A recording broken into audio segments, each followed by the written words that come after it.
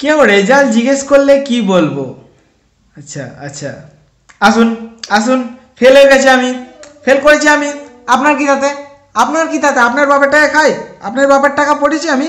হুম? শালা নিজের চরকায় তেল দে না। এরকম বলতে মন হবে, কিন্তু এরকম বললে হবে না। হ্যাঁ, আত্মীয় স্বজনদের সবসময় রেসপেক্ট দিতে হবে, ঠিক আছে? তোমার যারা বড় তোমার থেকে তাদেরকে রেসপেক্ট দিয়ে চলতে হবে, ঠিক আছে?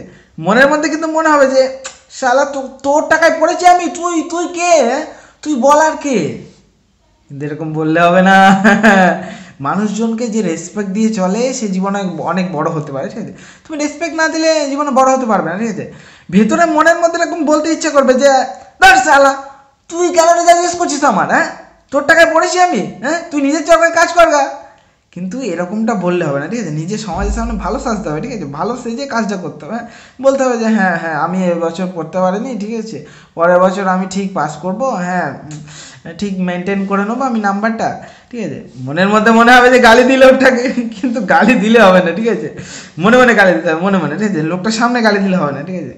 মানে এরকম মন হবে, কিন্তু এটা করলে হবে না, ঠিক আছে? বড়দের সম্মান করতে হবে, বড়দের যত সম্মান করবে তত এগিয়ে যেতে পারবে, বুঝলে?